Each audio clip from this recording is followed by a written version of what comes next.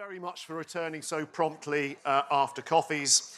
For those of you who don't know me, my name is Miles Selleck and I'm the Chief Executive of the City UK and also a board member of the Financial Services Skills Commission. It's terrific to have everybody here with us this morning, and I'm sure you'll agree it's been a fantastic start to the event.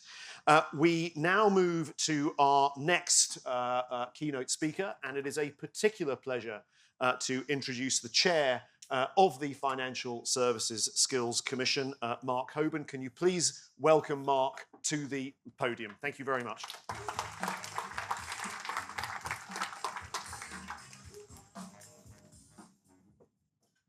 Thank you very much, Miles. And firstly, can I add my welcome to that of Anne and Claire, to all of you here today. It's good to see so many people in the room and also online. This is, I think, a timely moment for the Skills Commission and City UK as we think ahead to some of the challenges the sector faces in the future. And we know that our industry is a cornerstone of the UK economy. It contributes significantly to employment, tax revenues, and international trade. However, to maintain and enhance that position, we must ensure that our workforce possesses the skills necessary to navigate an increasingly complex and difficult landscape. As outlined in the Financial Services Commission Future Skills Report 2005, and the City UK's Enabling Growth Report that was published last year, the case for investing in our workforce is not just a moral imperative, it's a strategic one too. In today's fast-evolving financial services landscape, shaped by rapid digitisation, AI adoption, regulatory pressures, and changing consumer expectations, the ability to develop and deploy the right skills is becoming a core business differentiator. Firms that actively invest in skills development are better equipped to innovate, boost productivity, and adapt swiftly to change. This isn't just about workforce planning. It's about sustainable value creation. And moreover, as the City UK report points out, aligning skills development with business strategy ensures that firms are better placed to seize emerging opportunities, particularly in areas such as green finance and fintech. Those leading the way are already seeing clear returns. They're seeing improved consumer outcomes, enhanced internal mobility, reduced recruitment costs, and greater resilience in the face of disruption. In fact, it's significantly more cost-effective to reskill an existing employee than to recruit and onboard external talent, particularly for those hard-to-fill roles. More importantly, and as we've heard from some of the panels and conversations earlier today, skills investment fosters employee engagement and retention, reinforcing a culture of growth and innovation. So what does the current landscape look like for skills? So a few weeks ago, we published the Future Skills Report 2025. And that offers a data-driven look at our progress as a sector and where challenges remain. While job vacancies in financial services have decreased, our report demonstrates that many roles remain difficult to fill. These include specialised technical positions, as well as leadership roles that require the ability to guide responsible AI adoption and manage cross-functional teams. But this reflects a deeper issue, a persistent gap between the skills employers need and those readily available in the labour market. One of the most striking findings from the report is a shift in skills demand. Whilst demand remains strong for high-level capabilities in data analysis, cybersecurity, and AI, behaviours such as adaptability, empathy, critical thinking, and relationship management are increasingly essential. And actually, as we saw from the slide that Sandra McNally produced earlier on today, this demand for those, what she described as social skills, is not a short-term issue. This has been a growing trend over 2 decades, and it will continue, I think, to grow as we think about how we use new technology in order to build consumer confidence and build consumer relationships. But those capabilities around behaviors enable teams to respond to uncertainty, to manage complexity, as well as to build that trust with colleagues and clients alike. The most successful firms will be those that recognize the value of developing both technological skills and behaviors in tandem. It's not you can survive with one or the other. I think in the future workforce, people will need both. Now, firms are beginning to respond to this challenge.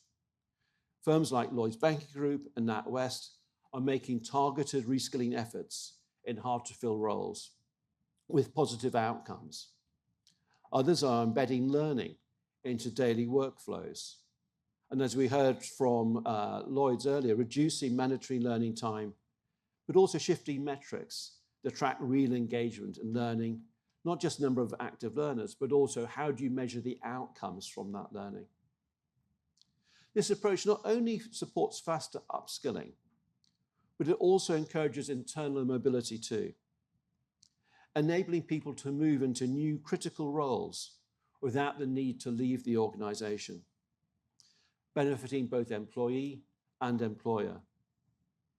To support this need for faster upskilling, we launched the Skills-Based Organization Framework just a few months ago. The framework is the sector's first comprehensive guide on how firms can embrace the skills-based approach and achieve tangible progress. By prioritizing skills over traditional job structures, it enables organizations in the sector to better adapt to the changing demands of the modern economy and ensure that they are well positioned to drive sustainable growth. Now, this invaluable tool is developed exclusively for Commission members, many of whom I know have already implemented it in their business. And that's why this is a shameless plug for the Commission. If you want to be able to use this in your own organization and aren't currently members, go and speak to Claire and sign up today. So building our future workforce, I think also means looking beyond traditional talent pipelines. Our analysis shows that over 250,000 highly skilled workers will leave the sector in the next 10 years, mainly down to retirement. So firms need to look at all sources of talent to fill the gap. We've heard about early careers programs around apprenticeships, thinking about returners to work, lateral hires from different sectors, skills-based hiring practices, focusing on what skills candidates can have and what they can do, rather than just their credentials, are proving effective in unlocking new pools of talent. By broadening the definition of a qualified candidate, firms are finding skilled individuals that might otherwise have overlooked, and at the same time, building more diverse and inclusive teams in the process. I think to capitalize on the insights from our report, I think there are 5 key steps industry needs to take. The first is to integrate skills into business strategy. This is not a nice add-on. It's integral to the future success of businesses, ensuring that skills development aligns with long-term goals. Secondly, balance technical and behavioral development. Equip teams with the full spectrum of capabilities they need for success. Promote continuous learning. In a society, in a sector where skills needs are changing constantly, we've got to move away from the once and done approach. Skills will constantly need to be refreshed and will need to be adaptable. Build diverse talent pipelines. Embrace skills-based hiring and talent sourcing strategies. And fifthly, measure, monitor, and adapt. We need to use the wealth of data that we have in our firms to identify gaps and understand how we can adjust training in real time to really optimize the skills of our workforce. I focus a bit on what we should be doing as a sector, but I'm conscious that we exist in a broader landscape. And whilst our sector is taking important steps, government has a critical role to play in supporting this. It goes without saying that the next generations of school and college leavers need to be equipped with skills and behaviours suited for a modern workforce.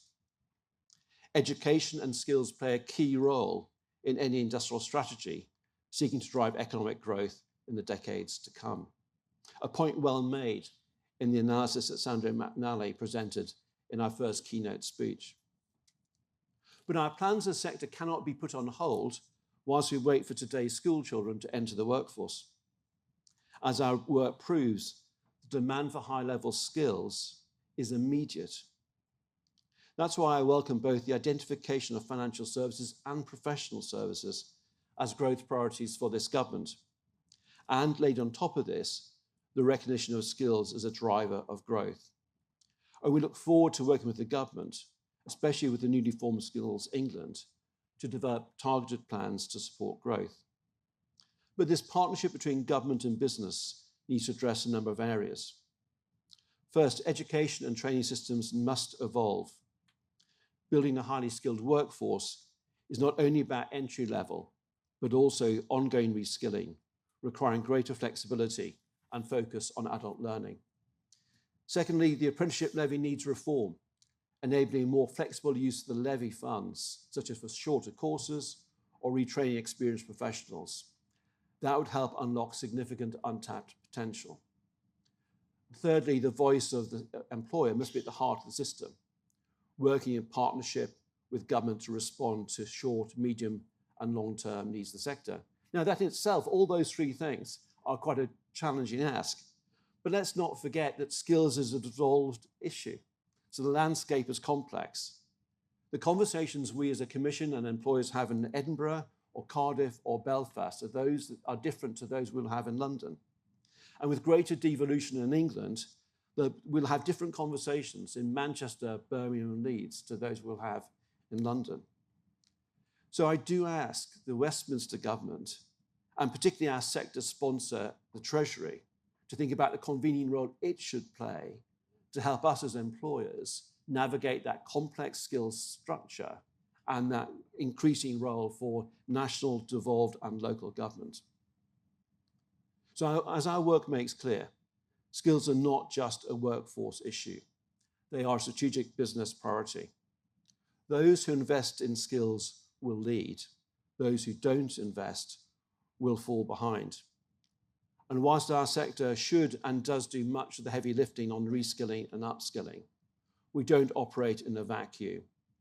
There is a macro political and educational framework within which we sit. So government, both its national, devolved, and regions, and our industry need to work together for the long-term sustainability of the financial services sector. Thanks very much.